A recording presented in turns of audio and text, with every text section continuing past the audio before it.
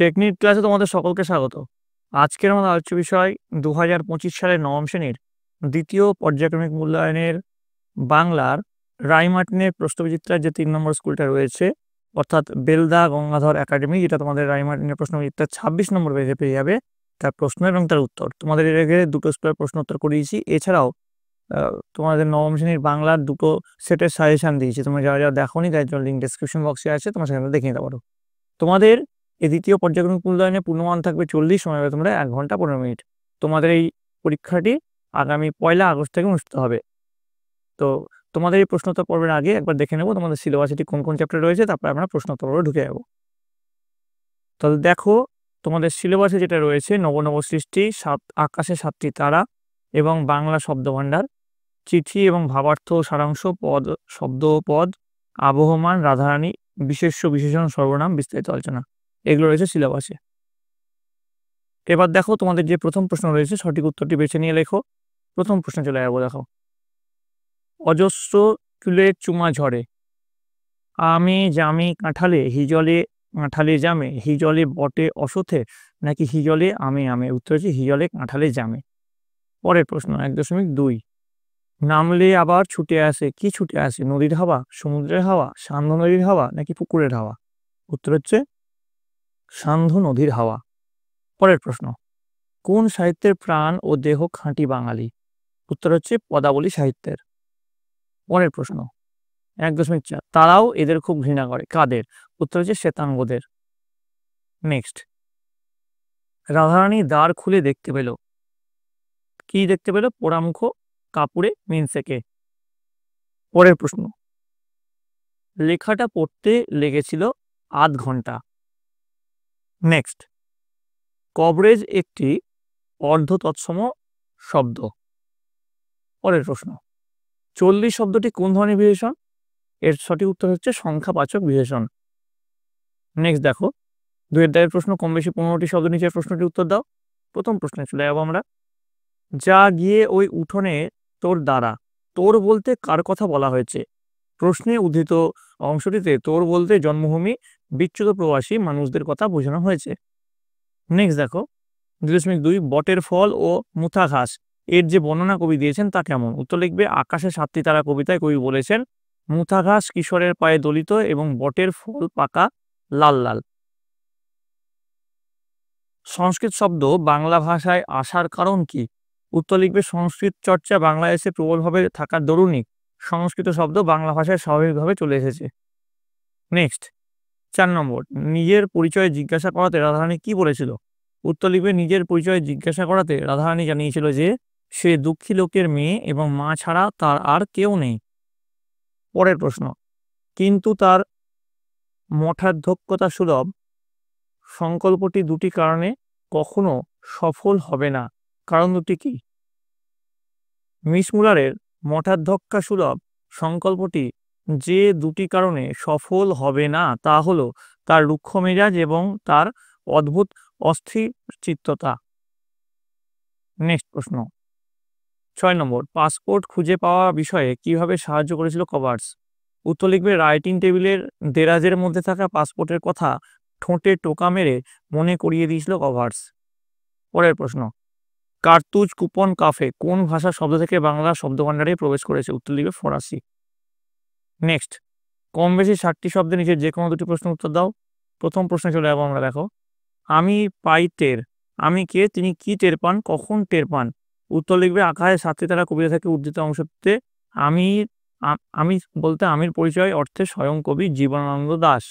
আর আলোচ্য কবিতায় বঙ্গ প্রকৃতির মায়াময় সৌন্দর্য এবং বিচিত্র গন্ধের মাঝে কবি টের পান বাংলাদেশের প্রাণের স্পন্দন। সন্ধ্যার সূচনায় আকাশে 7টি তারা ফুটে উঠলে কবি সৌন্দর্য পিয়াসী মন নিয়ে ঘাসের উপর বসেন, তখনই তিনি উপলব্ধি করেন বাংলার প্রাণ স্পন্দন। পরের প্রশ্ন 3.2, তিনি কলকাতায় একটি বাড়ি ভাড়া নেবেন, তিনি কে? কলকাতায় বাড়ি ভাড়া নেবেন কেন? উত্তর লিখবে স্বামী বিবেকানন্দের চিঠি রচনার উদ্ধৃতাংশে তিনি বলতে বোঝানো হয়েছে মিস মুলারকে। চিঠিতে বিবেকানন্দ বলেছেন মিস মুলার নিজের জন্য, মিস নোবেলের জন্য এবং ইউরোপ আমেরিকা থেকে যেসব বন্ধুদের ভারতে আসার সম্ভাবনা আছে তাদের জন্য কলকাতায় একটি বাড়ি ভাড়া নেবেন। পরের প্রশ্ন, লোক আর জমিল না, কোথায় কেন লোক জমেনি? উত্তর লিখবে সাহিত্য সম্রাট বঙ্কিমচন্দ্র চট্টোপাধ্যায়ের রাধারানী পাঠ্যাংশে রাধারানী নামে 11 বছরের একটি মেয়ে রথের মেলায় মালা বিক্রি করতে গিয়েছিল তার মায়ের পথ্যের জন্য টাকা সংগ্রহের উদ্দেশ্য নিয়ে। কিন্তু মহেশের রথের মেলায় রথের টান অর্ধেক হতে না হতেই প্রবল বৃষ্টি শুরু হয়েছিল, আর সেই বৃষ্টি থামেনি। সেই কারণে মেলায় পরে আর লোক জমেনি। পরের প্রশ্ন, কম বেশি 150টি শব্দে যে কোনো দুটি প্রশ্ন উত্তর দাও। এখানেও দুটি প্রশ্ন উত্তর দিতে হবে। প্রথমে কি প্রশ্ন হয়েছে? তেমনি করেই সূর্য ওঠে তেমনি করেই ছায়া। সূর্য ওঠা ও ছায়া তেমনি করেই ফিরে আসার তাৎপর্য বিশ্লেষণ করো। দেখো, এর উত্তরটা শুরু করবে এভাবে। প্রশ্নোদ্ভূত চরণটি কবি নীরেন্দ্রনাথ চক্রবর্তী রচিত অন্ধকার বারান্দা কাব্যগ্রন্থের অন্তর্গত আবহমান কবিতা থেকে সংগ্রহীত। দিয়ে দেখো তার উত্তরটা যেমন করে প্যারাগ্রাফ করে লেখানো হয়েছে, এখানে ডিসপ্লে হচ্ছে, তোমরা দেখে নাও। আমি আর পড়লাম না, এমনিতেই ভিডিওটা লম্বা হয়ে যাচ্ছে, আমি পড়লে ভিডিওটা আরো লম্বা হয়ে যাবে। ভিডিওটা যেমন করে ডিসপ্লে হচ্ছে তোমার ঠিক ওইভাবেই লিখে নেবে। আমি একটু ফাস্ট ফরওয়ার্ড করে দিলাম, ঠিক আছে?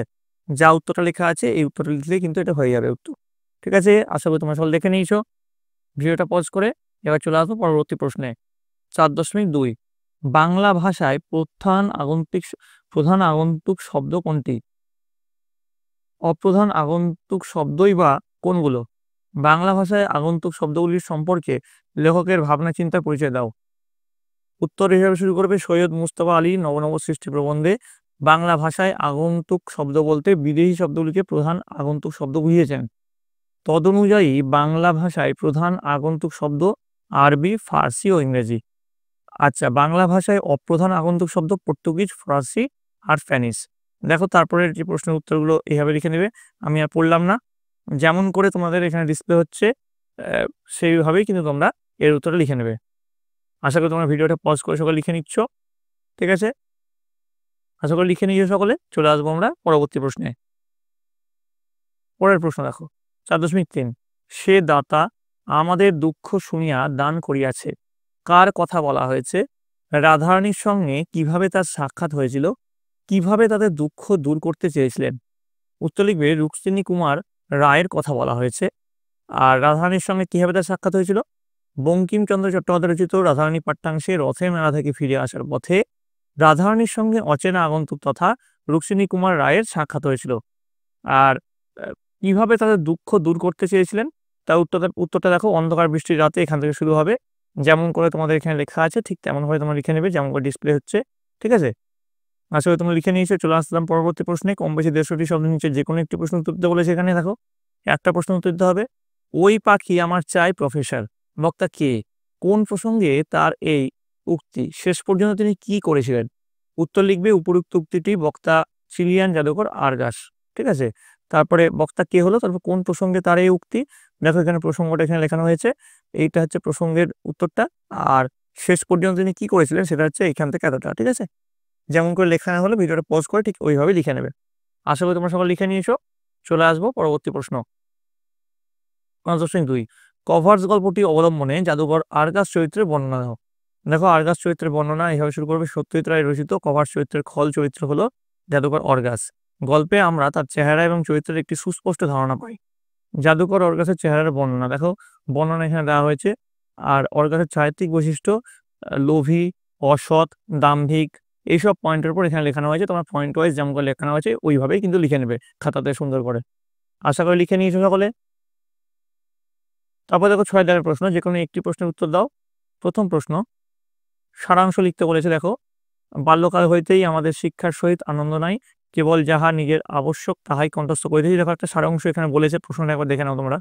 প্রশ্নটা এখানে ডিসপ্লে হচ্ছে, তারপরে এই সারাংশের যে উত্তরটা সেটা এখানে ডিসপ্লে হবে। দেখো সারাংশের উত্তরটা তোমরা আশা করি দেখে নিচ্ছ, ঠিক আছে? তোমাদের জন্য সারাংশ আর ভাব সম্প্রসারণের একটা সাজেশনের সেট নিয়ে আসবো। সেটা তোমাদের যদি দরকার হয় কমেন্টে অবশ্যই জানাবে। কমেন্টে তোমাদের বিদ্যালয়ের নাম অবশ্যই কিন্তু লিখতে ভুলবে না, এবং কে কোন জায়গা থেকে দেখছো সেটা কিন্তু লিখবে অবশ্যই, ঠিক আছে? সারাংশ আশা করি তোমরা একটা দেখলে। তারপরে দেখো ভাবার্থ লিখতে বলেছে। দেখো এখানে ওরা ভেবেছিল মনে আপনার নাম, এটা ভাবার্থ এখানে দেওয়া হয়েছে। যেমন করে দেওয়া হয়েছে ঠিক তেমন করে উত্তরটা লিখবে, ঠিক আছে? আশা করি তোমরা এই ভাবার্থের উত্তরটা লিখে নিয়েছো। দেখো তো এই গেল তোমাদের নবম শ্রেণীর দ্বিতীয় পর্যায়ক্রমিক মূল্যায়নের বাংলার প্রশ্ন এবং তার উত্তর। তোমাদের যদি এই ভিডিওটা ভালো লেগে থাকে অবশ্যই লাইক করবে, বন্ধুদের কাছে অনেক অনেক শেয়ার করবে। আর এই প্রশ্নে যে হুবহু তোমাদের পরীক্ষা আসবে তার কোনো মানে নেই, এরকম টাইপের প্রশ্ন আসবে। তোমার জন্য আরও 5 থেকে 6টা সেটের প্রশ্ন এবং তার উত্তর নিয়ে আসবো। সেগুলো দেখার জন্য তোমাদের সকলকে এই চ্যানেলে যুক্ত থাকতে হবে। আর এই ভিডিওটা তোমাদের কেমন লেগেছে বা পরবর্তীতে কোন সাবজেক্টের সাজেশন চাও সেটা জানানোর জন্য কমেন্টে তোমাদের বিদ্যালয়ের নাম এবং কে কোন জায়গায় দেখছো সেটা কিন্তু লিখতে ভুলবে না। তোমরা সকলে মন দিয়ে পড়াশোনা করো, তোমরা সকলে ভালো থাকো, তোমরা সকলে সুস্থ থাকো।